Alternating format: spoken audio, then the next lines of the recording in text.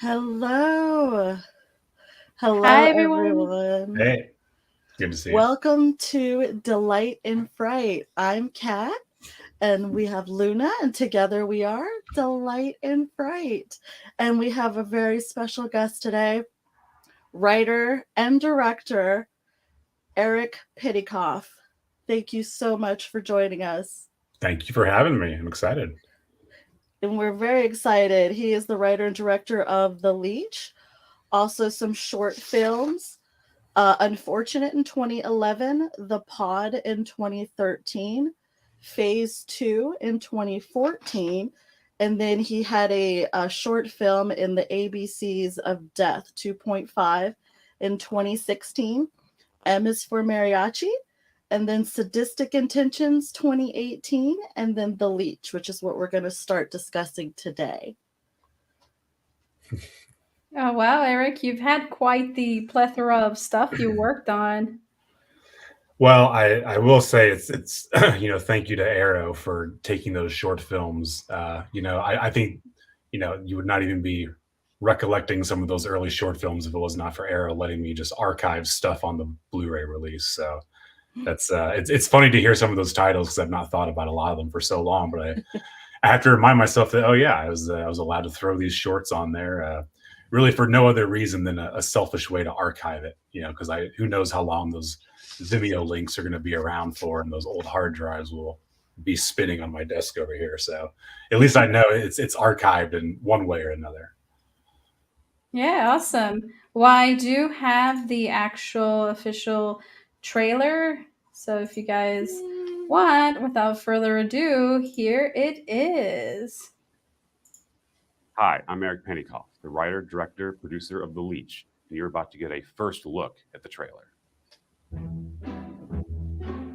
When we help others, we bring them face to face with God. Sir, are you all right? Who the hell are you? Why don't you stay at my place tonight? Please, I insist. It's a hell of a place. It belonged to my mother. No. It was a bulldog. That's mother. It's so nice of you to let me stay here. You think there's any chance the two of us might be able to stay here through Christmas? I'm willing to open my door to you. I thought it might be time to deck the halls. These guests, something about them is not right. They are God's lost children finding their way home. There's one drink. I shouldn't. Please. No more heavy metal music or drugs. My house, my rules. Didn't want to come to this. From the ashes of destruction We'll all be family soon enough. comes new life. What is that? I want my home back! We ain't trying to leech.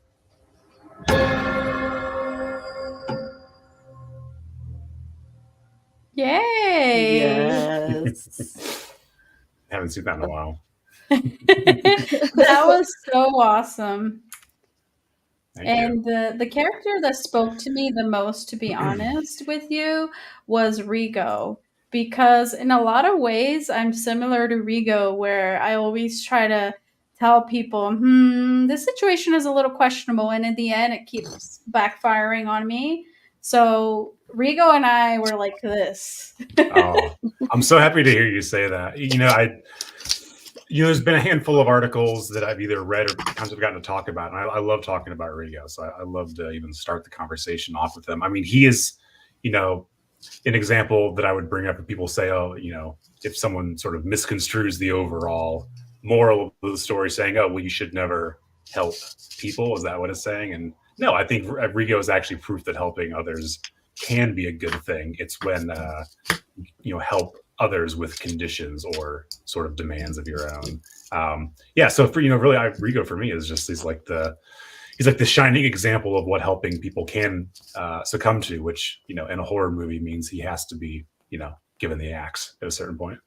Yeah. And I felt so bad for him because you wrote his character very, very well. I felt like Rigo could be a friend. I felt like Rigo could be, somebody that if you help out, then in return he will help you out. He's the opposite of the other two. It's true. The actor who played him, I wish I had had more. It was pretty much clear from the onset when I talked to him about it. I was like, hey, it's not a huge role. It's only a handful of us that are making this movie. Like, I'd love your help making it. But we had a lot of fun building backstory, and there's a little bit more backstory and just details about who he is that ultimately got cut out just for pacing and things like that. But it was very fun to develop that character with them. Rigo, the actor, is a very intuitive performer, and just has a good sense of what's too much, what's not enough. Yeah, that definitely came through with his performance in this movie. I was a big fan. Kat, who would you say was your favorite character in this Well, one? I loved Rigo too. I really love that music video. It is hilarious. You watched the special feature? Yeah, I'm all about all. Where's this go? What's this? So Arrow did an awesome job with everything. And I do want to say that most horrors, we've had horror movies that take place during Christmas, right? We've had a lot of them, but they've all been fun. But this one is very psychological, very intense.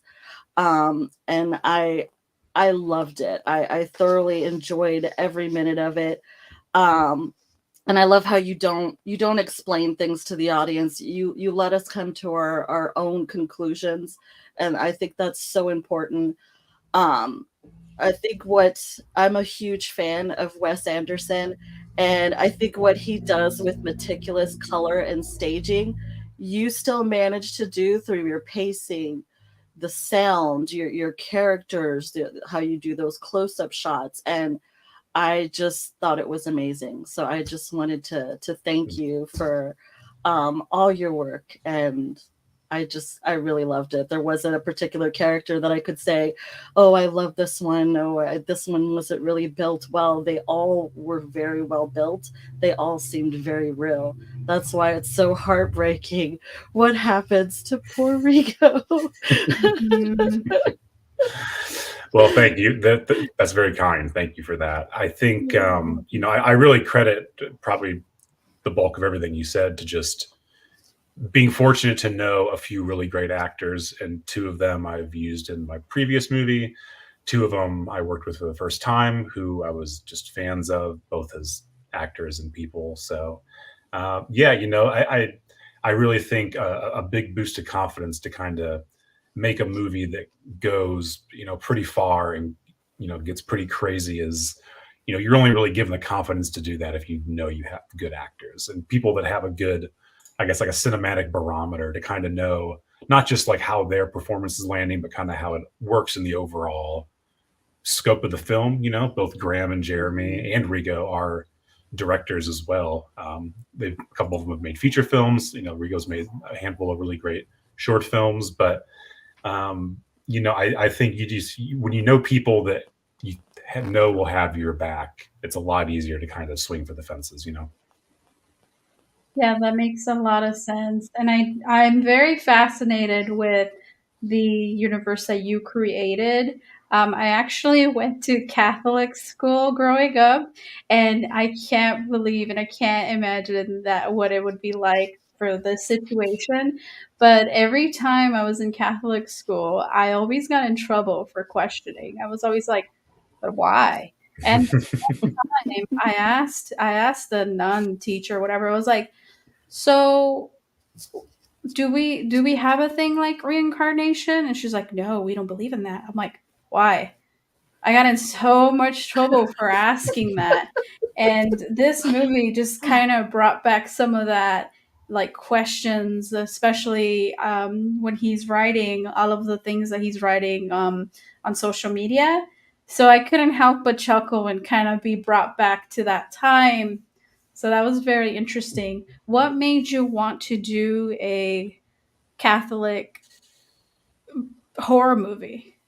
Well, I was raised Catholic, so I certainly have a pretty close foot in with that. If I really look at these two feature films I've made, it's Sadistic Intentions. I grew up as a metalhead and I played in metal bands. It was a big part of my life until I really kind of became obsessed with making movies, and that's a big part of me. But I look at the flip coin of that, and it's like Catholicism, even though I'm not a practicing Catholic, even though I couldn't be further from the tenets of really any like organized religious belief, I can't deny the fact that sitting there for as many weeks and years of your life looking at a dead guy on a cross hanging in front of you, like that's going to have an effect whether you want it to later in life or not. So I think it was kind of like trying to make something personal, even though it's like a personal part of myself that feels very far away, but it's also very integrated. I don't know. I'd be curious to hear if you feel the same way, just the experience of, being in religion class after religion class and being in church after church.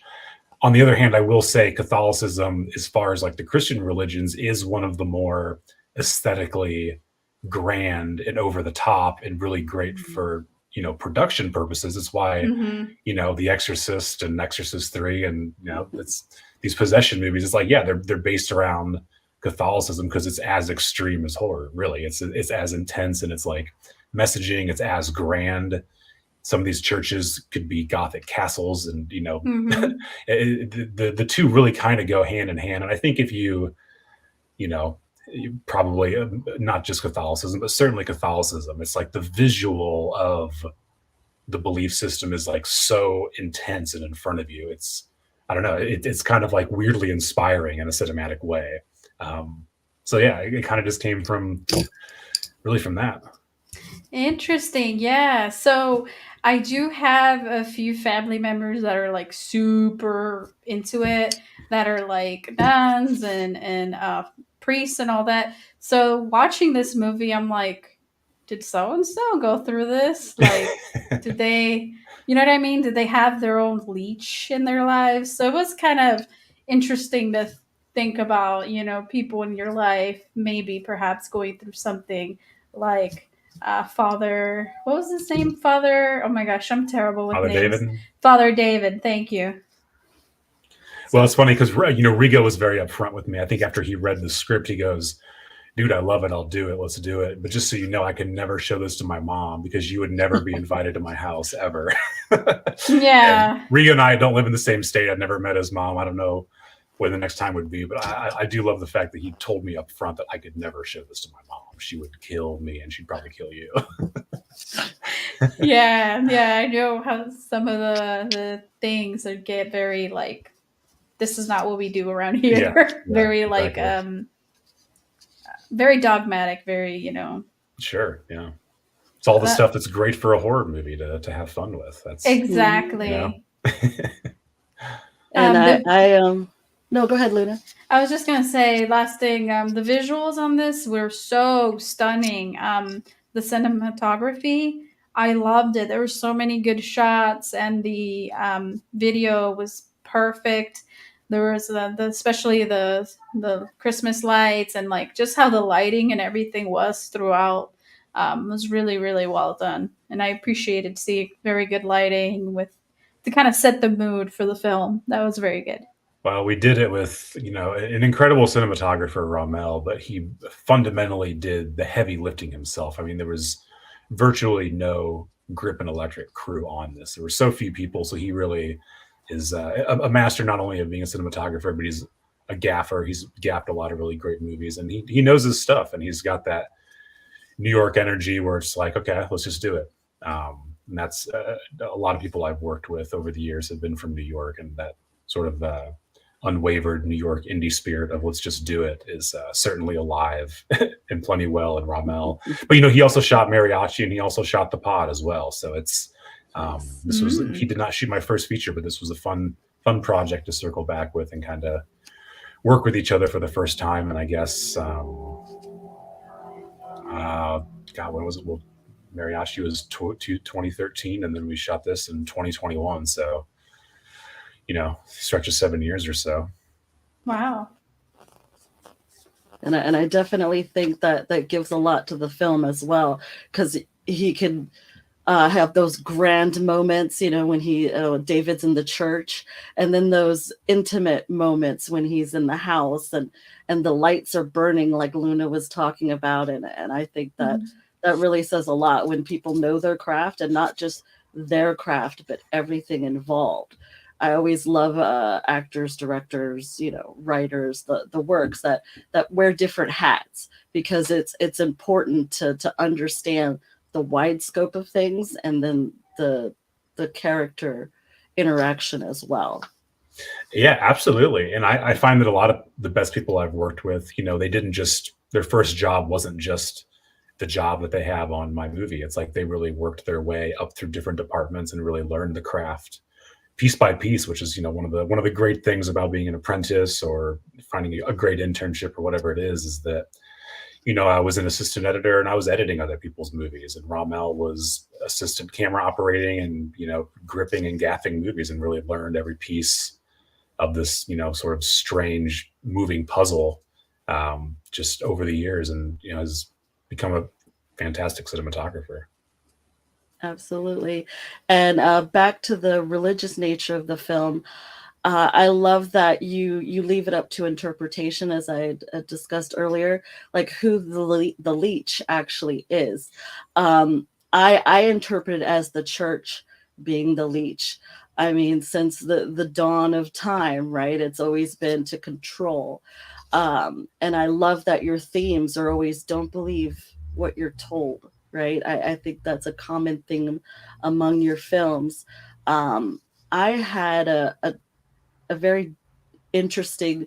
My father was raised Catholic and my mother was raised Baptist Christian, so we kind of had this merging of the two.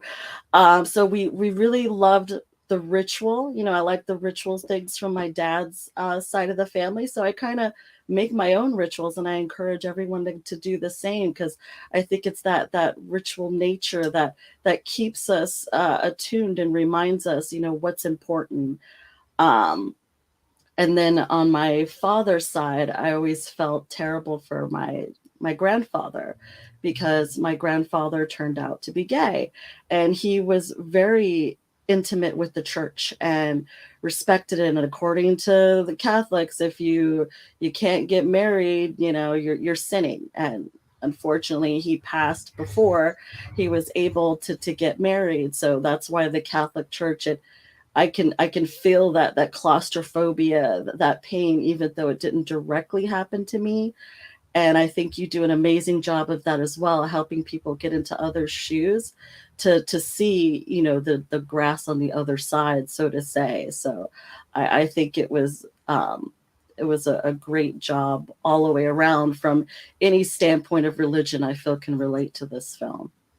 Well, I think your you know, repression is definitely the thing there. It's, you know, fun to play with in a movie, and certainly a character that's repressed, kind of taking in someone who's completely untethered and, you know, is kind of up for anything. But yeah, it's you know, I often think that, like, you know, so many of the problems of the Catholic Church, or maybe David's life, wouldn't be the way it was if he just didn't have to be celibate. You know, if they could just get married or have relationships or partners or whatever. It's like, from where I'm standing, it just seems like such a simple solution. I mean, there's plenty of other Christian-based faiths that allow, you know, women to be pastors. They allow people to be married, have relationships, whatever. There's a couple churches in my town here that are very sort of LGBTQ friendly, and they put themselves out there to be like, we welcome everyone. And I don't know, it just seems like those are a couple very simple things that the Catholic Church could implement that would just, I think, take a lot of the weight off of itself. I really feel like it's a religion that sort of weighed itself down to the point of like no return, and it just kind of continues to like double down on repressing others, but also repressing itself. Mm-hmm. That's funny you mentioned that, because I actually got banned from Catholic school. You and my mother both. Huh? You did too? I said you and my mother both. Oh. Well, she jokes how she was kicked out of all girls Catholic school back in the 60s and 70s. So I was, for doing mischievous stuff with other girls. Wink, wink, nudge, nudge. And I got caught in the middle of it. they were probably not happy about that. No, that was instant terms of man. get out of this institution. Yeah, I really think it could save itself a whole lot of headache if it was just not so fucking like focused on guilt. Like if it wasn't, if the focus wasn't making you feel guilty, it would be so different. Yeah, and there's a very good song. It's like an industrial metal song, and it talks about that guilt is not in me anymore. It's like a weird like coming out of Catholicism, and it's like the singer singing the song is like, hey, this guilt is not in me anymore because of leaving this situation. That's very interesting. So I feel like a lot of people in different communities, whether it's music, express things of like you're expressing here in Leech. So that's very fun and I don't know, expressive too. Well, I think also the aim is always to like, especially with the small movies, like you want to bring something personal, you want it to, be niche in its own way. So it's not exactly like something else, but you also want it to be universal enough to where it's like, whether you like horror movies or not, you kind of get what the movie's going for. Like you don't have to like it, but it's probably presenting something familiar within like the human psyche that everyone can relate to. And for me, that was just, that concept of someone overstaying their welcome at your house is, I don't know. I thought about it. I said, that's probably something that most people have dealt with. Can relate, But, not everyone's always thinking about that. Like it happens and then it's over. And it's like, oh, thank God that never happened, or it doesn't have to happen again. But that stuff sticks around. It definitely does. It only takes a couple of freeloaders in your life to ruin it, to potentially make you a jaded person forever. And Terry's character, oh my God, he just did not know any boundaries. He just went, especially when first thing he does when he walks in the house, who's that? Who's that bulldog? That's my mom. Like, ooh, that was such a diss. He was a person that just had no sense of respect, no boundaries, no, maybe I shouldn't do that. So because I'm going to burn some bridges. He just did not care. All he was out there to do is care about himself and have a good time. And if he said some terrible things, he didn't care. Yeah. He's like a puppy dog, really. He just needs he needs someone to put him on a leash and walk him around and show him, you eat over here, you pee over here. You can't just do it all wherever you want to. Yeah, I can see that also. So what, Eric, what made you want to write the story, or what kind of inspired you?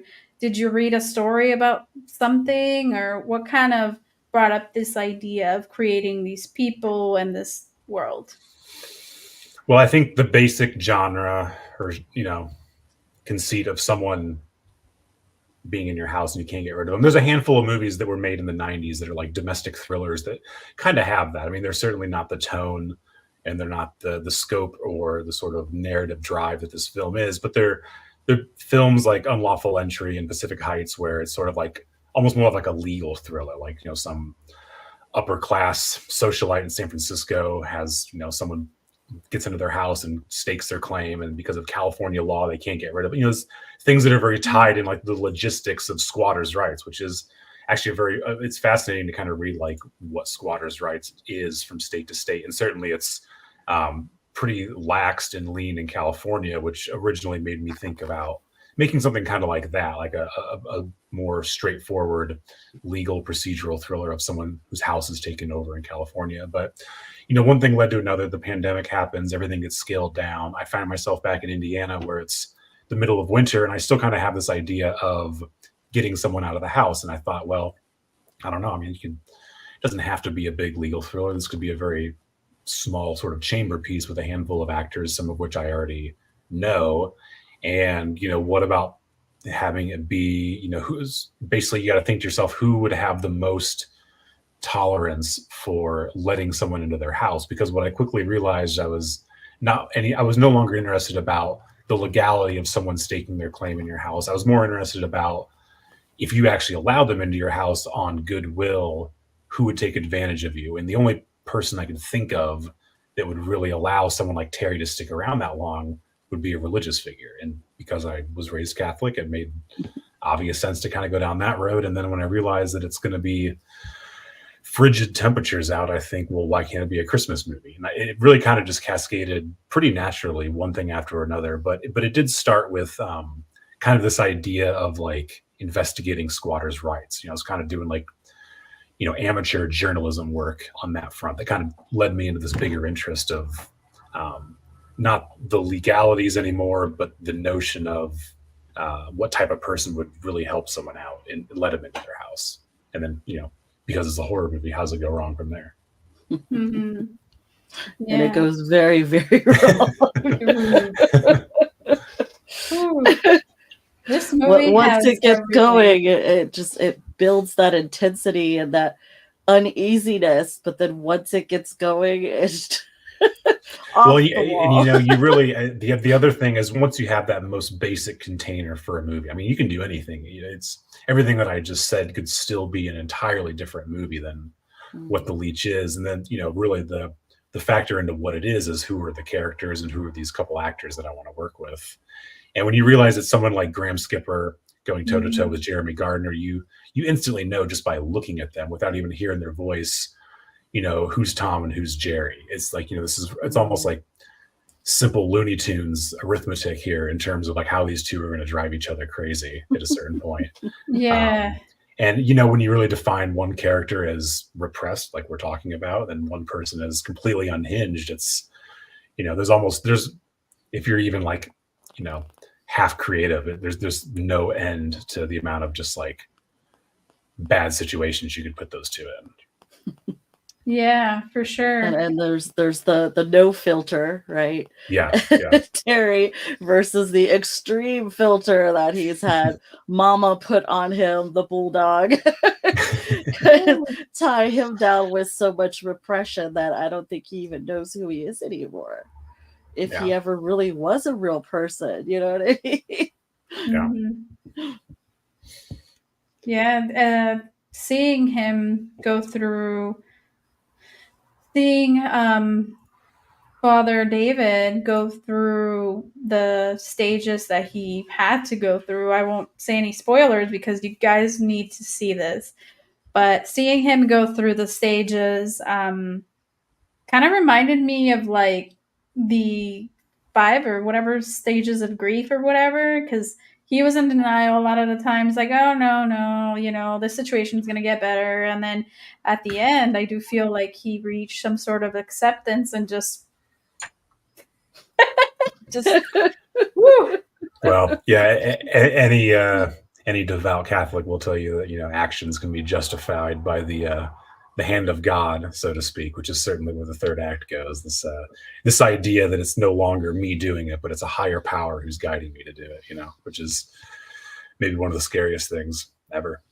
Yeah, he definitely reached a point of acceptance and reached to that door of the, this is gonna be God now. Oof, that's a crazy thing you explored, and I'm glad somebody did it because it was interesting. And the whole time I was like, oh, please let Terry learn and get better, and let this be kind of a happier ending. But Terry did not learn. Terry just did Terry.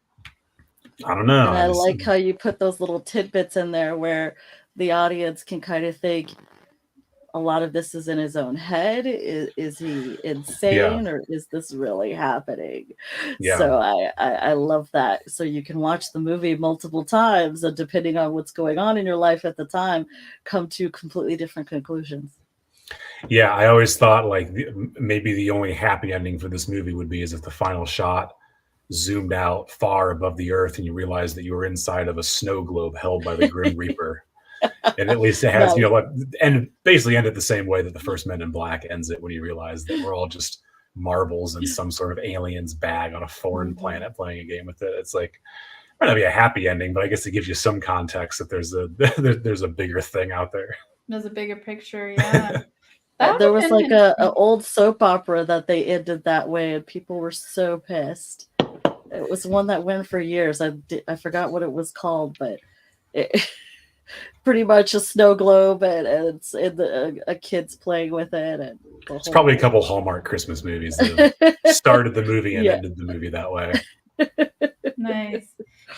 Did you was there any particular scenes that you really liked, but Arrow Video's like, no, that's a bit much, or maybe, some No, creative they feedback? No? they accepted the cut Ah. exactly as it was. I mean, I had been picture locked and well into mixing the movie and coloring the movie by the time they had come on officially. So yeah, no, there was no they picked up this movie after the fact. This was completely produced independently by myself and a couple other people, but yeah, there was nothing that they objected to. I mean, they pretty much told me, they said, in the UK, it's going to get an 18 rating. It's going to be unrated in the US, but the British censor boards are always much more apt to put their sort of code on things that are even smaller movies. So it's cool though. I mean, it's actually, for me, it's cool to see that 18 rating on the UK release, just because there's so many great films like that have gone up against the British censor board, which is notoriously like, the most brutal one,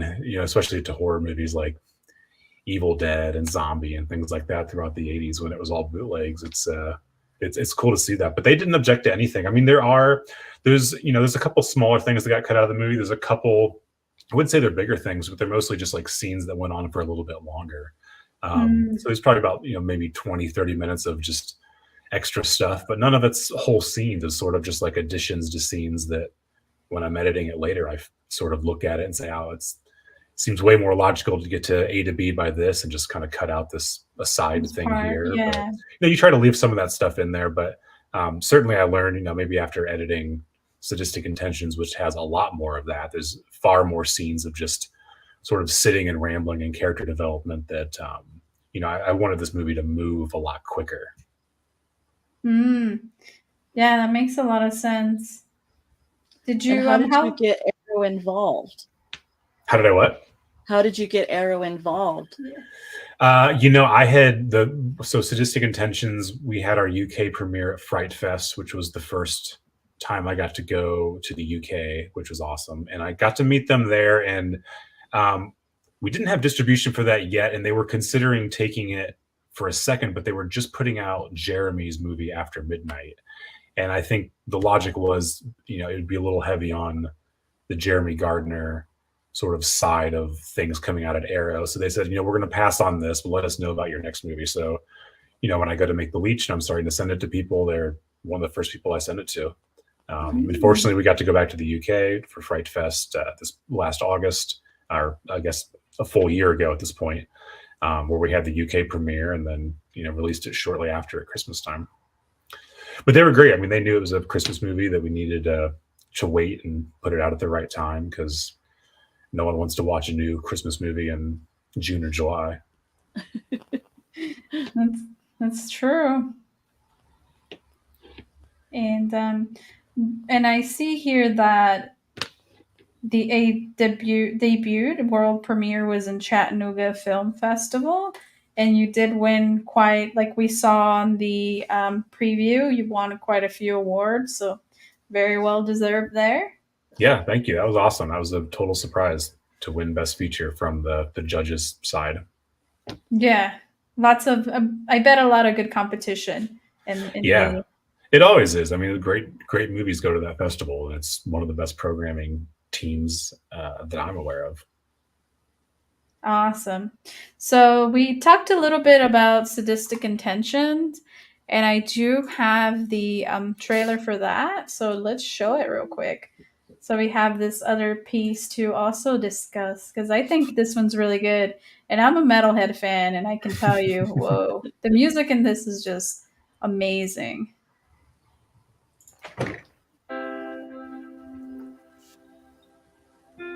Hello?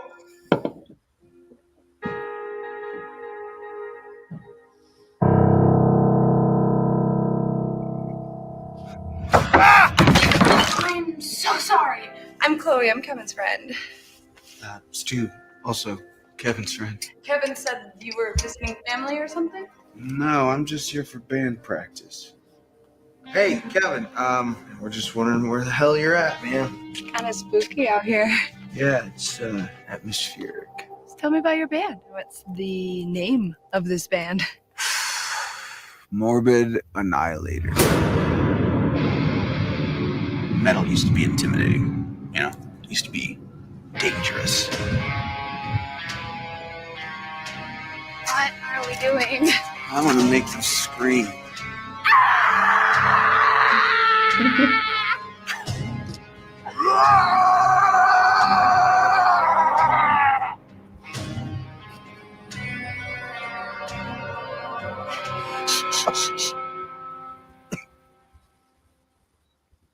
What?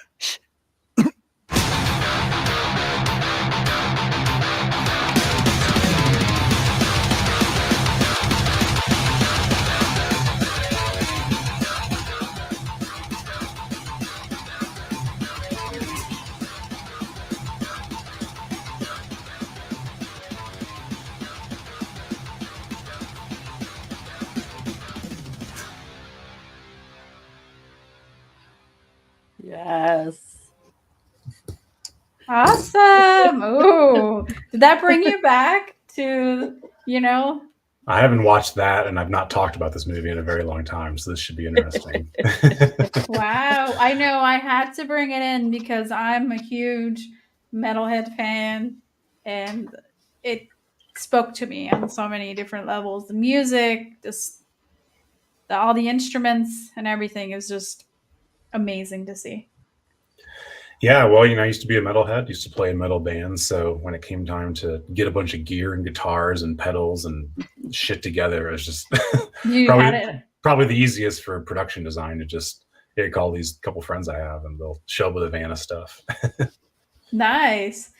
Yeah. And so same thing with this movie. You had experience with the metal genre, and that's what helped you create this masterpiece? Yeah, I mean, I grew masterpiece. That's a bit of a stretch there. Thank you, but I grew up playing in bands, and that was kind of the first thing from really age 16 until 20 or 21. It was playing in either a hardcore band or a death metal band or a black metal band or a grindcore band. It was just kind of like our weird little corner of the state of Indiana. It was like a lot of other Midwestern towns, I think, which is where the alternative music scene of any kind was very much a melting pot of a lot of different types of subgenres. So certainly this film is, it's a movie about metalheads, but more specifically, it's the two-person computer grind project, which, if you're familiar with that subsect of music, it's very very much rooted in horror. It's very much rooted in just like total brutality and unadulterated violence, somewhat to a sickening degree, some of which still disturbs me. I don't listen to it so much anymore, but definitely bands like Agoraphobic Nosebleed and Pig Destroyer and some stuff like that was stuff that I was always really into. It always seemed a little left of center, even for like metal standards. So, I think with this movie, it's, again, you want to make something that's kind of unique and specific to you, which that weird corner of the metal scene was always interesting to me. But certainly catering to metalheads and people that have, alternative views of any kind that maybe feel like outsiders, that find some sort of bond through sometimes questionable means with questionable people, but ultimately is, sort of like the outsider expression was, I guess, where I'm coming at with this. But, again, because it's a horror movie, how does that go horribly wrong? Or how do they take it one step too far? And, you start to look at some of the album covers for some of these bands that I, admittedly love. It's like you start to piece together a pretty interesting story about how they get there. Certainly like the early 90s Norwegian black metal movement with Mayhem and everything like that, and the way that they get that album cover, and, some of the alternate church burnings, and even some of those guys, like you look at where they're at now, like some of them are despicable human beings. Maybe they always were. Others have gone on to have sort of like very, I don't know, honest careers like Dark Throne and Fenriz, and some of the people that were tangentially around that scene that I think have gone on to really be great musicians and built a great musical legacy, while others were, probably too interested in politics and making a statement with the music and not really providing something that they thought would last generations like others have. So yeah, I don't know. I think with metalheads and metal in general, it's when you have any sort of subsect of people or any sort of like sub community, there's always going to be sort of like the power structure within it. You know, it functions almost no different than normal society does. You're going to have the people who are trying to call the shots and people that are pushing things one way and others that are resisting. I mean, it's happened with, you know, animal rights movements, Greenpeace movements. It's like anytime you have a group of people that are breaking away from the bigger community, it's like they ultimately sort of fall victim to the same ailments of the bigger community. And that was just, I thought, something that would be fun to do with metalheads, you know, especially having been one for so long and knowing that scene. Yeah. And what inspired you to start directing and writing and producing horror movies? I mean, really doing it, other than just being a kid that was obsessed with Halloween, and I spent every October working at a haunted house as a kid. It's like, you know, there's that part of it, certainly. But when I moved to New York City and took an internship with Glass Eye Pix, which had made movies like Stakeland and The House of the Devil, Innkeepers, Habit, you know, Larry Fessenden is sort of this New York City maverick that gave a lot of great filmmakers who are still working today their start, kind of no different than the way Roger Corman did or Troma also in New York did. It's like, you know, a lot of really great people went through there, and I was just really sort of surprised and happy to get this internship. And you know, that time there and living in New York City is what kind of really gave me the bare bones knowledge of how to go about doing this if I really want to do it. You know, and a big part of that and saying that I want to go make movies was saying I want to go work on other people's movies first, and I want to really learn how this is. So it's whether you're a PA on set or an assistant editor on, you know, a short film or whatever it is, it was just a matter of realizing that you can do whatever you want. If you want to be the director, great. If you want to be a producer, great. But you really need to sort of just experience every other level position on a film set first. That's very true. So did you write your own lyrics for your band? Is that kind of where your writing started? No, I was a guitar player and not a great one. So I was always like rhythm guitar. There was always a vocalist. I never wrote lyrics or anything. But yeah, I was just, you know, I played guitar from age 12 on and just kind of became, you know, obsessed with like the increasing speed of this like genre. You know, it's like you listen to metal or death metal or grindcore for the first time and it just sounds like something that aliens beamed to this earth. It's just like, how does any human play that fast, especially drummers? You know, drummers, it's sort of amazing. But then you get into it and you sort of realize how people are doing it, and you kind of become obsessed with like the craft and how to like stay true to the foundations while also pushing it, which is, I think, a big part of what's going on under the hood of Sadistic Intentions, is that you have someone like, you know, Stu's character that kind of wants to keep things where they're at in the tradition, and you have someone like Kevin who wants to really push it to the next level. And, you know, there's many times, you know, playing in metal bands where you just come across some strange 1-person, 2-person band that's, you know, it's basically like a noise act with a couple of amplifiers and a microphone, and, you know, it's really breaking down the definition of what's like considered tolerable sound, let alone music. I think it's therapeutic. My dad was a drummer, and he didn't quite like play that fast, but he was definitely loud, so much to the fact where he got kicked out of a lot of bands because no one could hear the singing. the classic plight of the drummer. Right. So I think it's that sort of that therapy, and that's what I'm finding more and more with the horror society, the horror community as a whole. Most of us have been through some pretty dramatic things or known people that have, and we prefer to see our horror, you know, on the screen versus, you know, in our lives, if we're lucky enough to get away from the bad situations we've been placed in the past. And sometimes it's therapeutic because we're like, at least that didn't happen to me. You know? Yeah. It's like a roller coaster. You know, you survived. You know, maybe everyone in the movie died around you, but ultimately, you know, the credits rolled and you walked out unscathed. it's a very therapeutic process. Well, you know, sometimes it can be. Other times you can leave feeling like you need to take a shower immediately. Yeah. Some movies. Yeah. And Or they're like, they're so traumatic. You're like, okay, it's a great movie, like Clockwork Orange or something like that, but you're not gonna like, I think I'll watch Clockwork Orange. Just out of the blue. It's just not that situation. And that's what I love about your films. They're very psychological, but still there's that fun element, and that's what makes it real. I think a lot of terrible things we either laugh or cry, right? We it's that fine line that we all kind of walk to get along and on this planet. Yeah.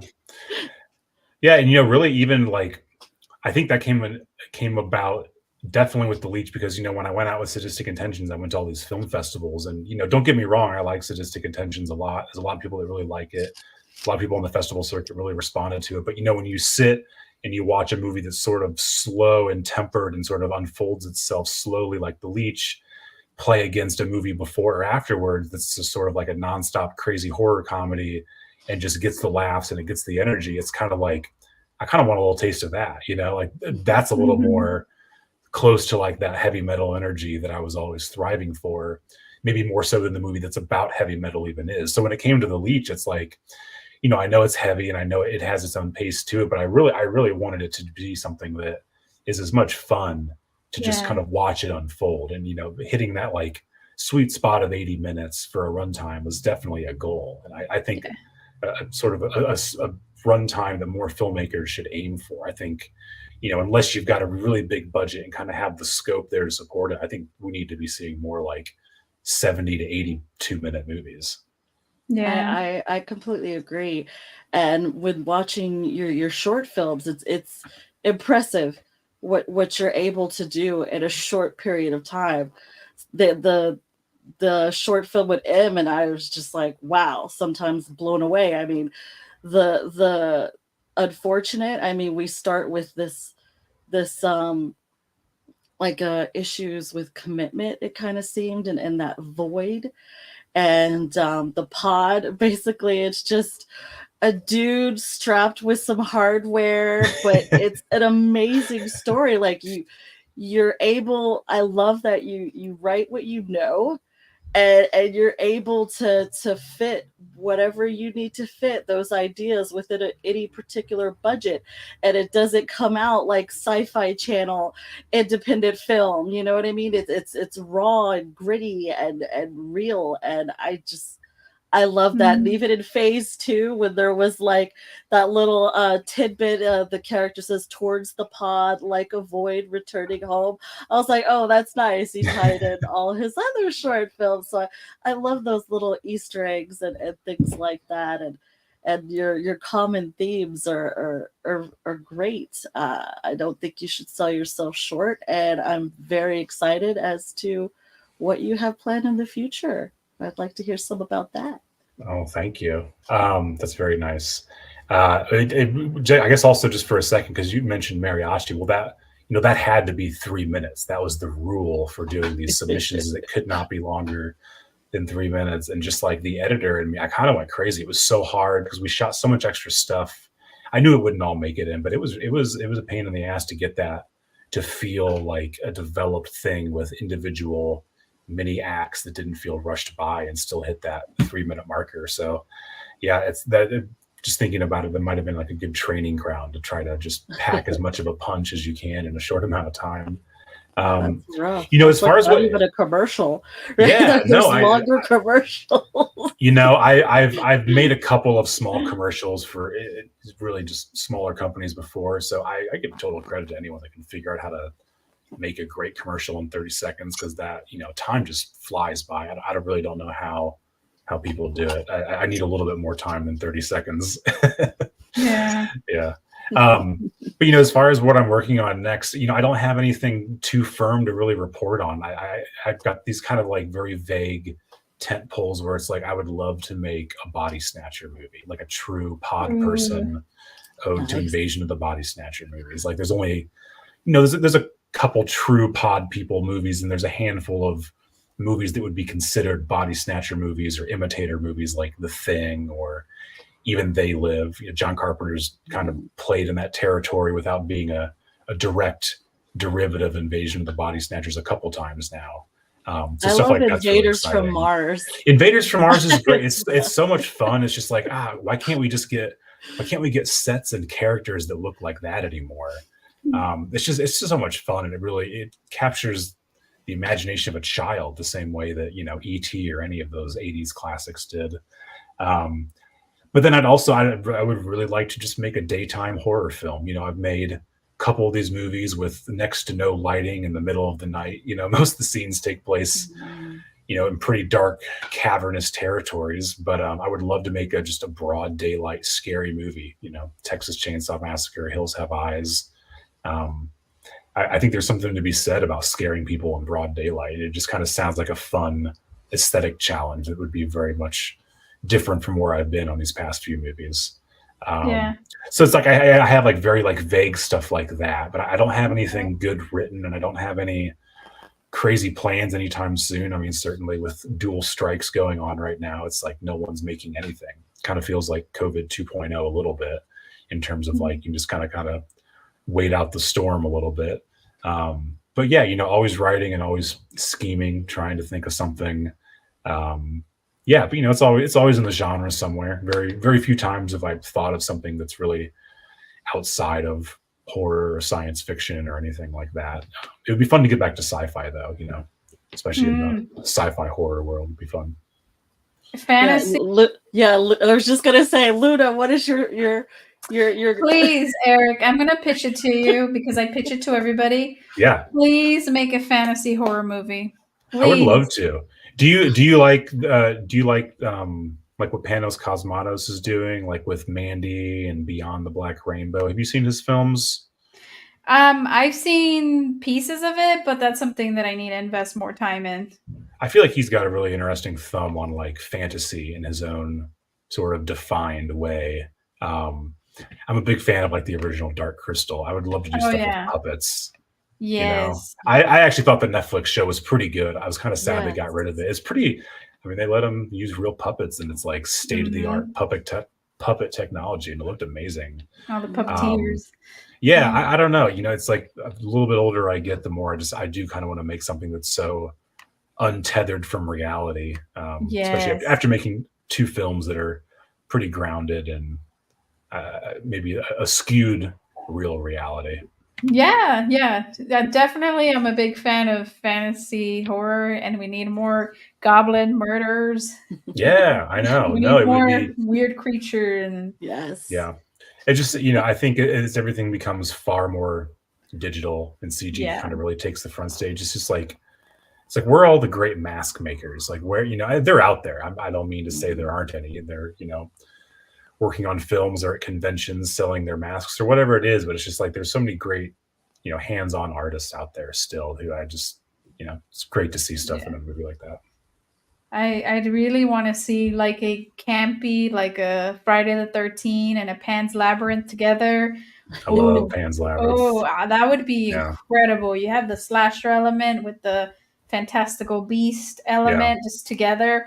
Yes, give it to me. I'd buy right now. I mean, I really do think that the slasher format can be kind of thrown at any genre. Like you could totally have a serious slasher film that just takes place in a fantasy world, and there's not a whole lot of time spent having to explain why it is a fantasy world or why, you know, people or animals look like this or do this, but it's just like, you know, the classic slasher formula set in some other sort of established world. And it doesn't have to be Jason in space. Yeah, and then there's even, I just saw a trailer, maybe you know this, but I just saw this trailer for, and I'm going to get the title wrong, I think it's called No One Can Save You. I think it's a bigger film. I want to say it's like Fox Searchlight, but it's literally just, it looks like a girl who is being terrorized by an alien during a home invasion. So it's just crossing home invasion with alien invasion. Nice. And it basically looks like a cat and mouse home invasion chase film, but it's with her and aliens. I think it's called No One Can Save You. No One Will Save You. 2023. It's a fantastic trailer. I just saw it. I don't know if this movie is slipping under people's radar, but it just looks like the perfect, well executed blend of like 2 movies that are awesome, like home invasion movies and alien abduction. Yeah. And you know, that brings to mind as well when with the writer strike and all that, we're obviously not going to be getting any new content anytime soon, but that gives us a chance to go back and find some of these hidden gems that we may have missed. So I always like to see my glass half full. Well, if you're a fan of horror or movies in general, it's like, you can make an entire life out of tracking down movies because you'll never see them all. It's sort of this, it's sort of this beautifully tragic pursuit to know that you'll never see every movie that you want to see, or that you'll never discover every single movie that's like, that perfect movie for you might be out there, and who knows if you'll ever find it, because there's just so many. It's like what keeps you up at night. It's like what keeps you looking for that movie that just does it for you.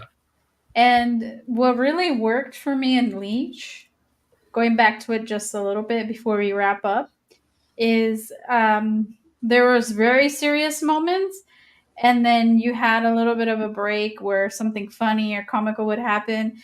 So all the serious moments were given to you in bite sizes, and you also had some emotional elements. So I feel like a great movie is going to hit on, some comedy aspects without being too cheesy, some emotional aspects, which we had a ton of with Rigo, and some definitely the horror elements that did occur during the movie. So you touched on a lot of emotions. So that was great to see for this movie. And that's something that I personally enjoyed. Was like, it wasn't like all like just it was like it was like a very nice roller coaster ride where you had ups, and then it would break it down, and then at the end you had a crazy loop-de-loop, and then then you got off the roller coaster.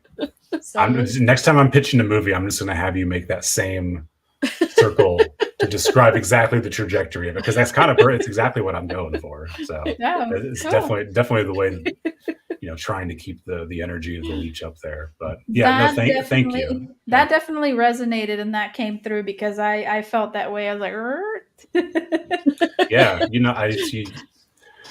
try. I don't know. It's you really make these things kind of going in blind, having no idea if it's going to be received by people. You hope that your interests are specific enough to keep you, the artist, interested, but universal enough to connect with the people that are going to really make this thing have a life of its own. So it's very humbling to meet people that are ever affected by anything I've ever made, specifically some of these short films. I mean, you're talking about short films I haven't thought about here in so long. It's good to hear. It's good to hear the old kids brought up now and then. Yeah. Where can people watch The Leech if they're, after hearing our beautiful conversation? I'm sure many of you are inspired viewers that are watching. Well, The Leech absolutely looks the best on Blu-ray, which Arrow Video put out. You can get it on the Arrow Video web store. You can pretty much get it anywhere online that it's available. If you check your local Barnes & Noble, you may have it, but I will say you can get it for a little bit cheaper elsewhere. No shade on Barnes & Noble, but it's just the truth with the prices of Blu-ray. But it's also streaming on Arrow Player, which is Arrow's proprietary streaming channel, which is great. It has tons of other stuff. But it's also out there on Amazon and Google Play and all of the other standard VOD outlets. But definitely audio and visual quality is going to be the best on the Blu-ray. Yeah, and the Blu-ray comes with a nice little booklet. Really great. Yeah, a couple wonderful essays in it. Yeah, a lot of good reading material regarding the movie, and a lot of great pictures. Yeah, special features too. It's a couple special features that I provided, a few things that were produced by Arrow that were a total surprise to me, and they really loaded it up. So if you're a collector of physical media, as everyone should be, to the best that their wallet can afford them. It's an important thing for the culture. It's an important thing for the art, is to preserve physical assets, because who knows when these movies get dropped from streaming services. Exactly. Precisely. Well, and I love your intro for The Leech. It was I hope you're ready to get your stocking stuffed. I was just dying. Yeah. It's on the fly. It was early in the morning, but I'm glad you got some enjoyment. And where can we find Sadistic Intentions as well? Unfortunately, Sadistic Intentions is not on physical, which is very upsetting and certainly one of my many gripes with the release of the film. But I'm trying to change that in the future. But it's available out there. If you want to watch it for free, it's on Tubi with ads. Tubi. You know, I'm not a big fan of ad-based things, but Tubi has such a great selection across the board. It feels like some crazed video store clerk from the 80s or 90s just is curating everything over there. I think Plex has it in HD. Yeah, they've got. I mean, it's on all the streaming services. So you can rent it on Apple, Amazon, all the standard VOD outlets. But yeah, there's unfortunately no physical release of that right now. But hopefully that changes in the future, because if that film were to disappear from streaming services, I guess I've got it on a hard drive over here, and I just have to re-upload it or do something about that. So it's We'll just go to the drive-in. I guess just get some 35 millimeter prints made and just drive them around in the trunk of my car, show them on the sides of buildings. So since that movie came out in 2018, maybe in 2028 you can have a 10-year anniversary showing at the drive-in. Maybe, yeah. That'll be fun. Yeah, it'll be fun. All right. Kat, do you have any closing statements, or do you have anything more? No, just thank you so much for joining us, Eric. It's been a pleasure. Your work is phenomenal, and I'm sure you have great things coming in the future. You'll put those little tidbits together like you normally do within a concise budget and just blow us away. And thank you. Thank you. This is an honor. This is very, very nice to meet you both, and thanks for having me. It's a good time. Yeah, we got to see first this one at Texas Frightmare, and we were just taken back so much that I had to reach out and be like, "We need this. We need this guy. We need this fantastic director on." I was going to ask where you originally saw it. So what did you?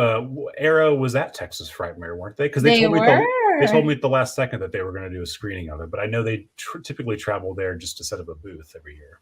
They did a screening of it. That's awesome. They did do a screening of it, and their booth area was great. There was always so many people crowding it. We had to wait in line a few times to get some of their stuff. I happened to purchase a Donnie Darko box set that they had, and that's the coolest. Nice, those nice thick cardboard boxes they have for those special releases. Yeah, that was cool. So. And they showed it on it was May 26th. They showed it, so it was a Friday night, the first night of the Texas Frightmare. So you set the par. We were like, okay, you're expecting to see, like I said, these sci-fi channel type movies, which can be cool and fun. Yeah, and we're just like, okay, it's definitely a whole new era of horror films. I'm very excited because everybody's going back to the roots, right? It just feels like that. Like the 80s again. So I'm so excited. Well, you're the first people I've spoken to that saw it there. So this is a pleasant surprise. Yeah. We were so just enamored with it that we're like, we need to speak to Eric and give him an interview and just, have a nice conversation. And I appreciate your time coming out here. Before I leave, guys, I know we have a few viewers watching. Next week, we have a very special guest, Seth E. Daniels, and we're going to discuss which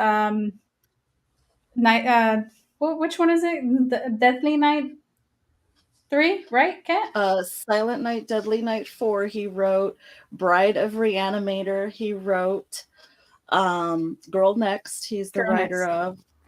And then Society. Yes. Ooh, the 80s. The 80s. I just rewatched Society like 2 weeks ago, actually. Oh yeah, so he'll be on our show next week. So definitely, and there's a very good documentary that's coming out called The Dark Side of Society, based on how he wrote it. So that was a good documentary. I encourage it. But next week, we're going to have him on. And we have a giveaway, guys. Free stuff for all of our viewers.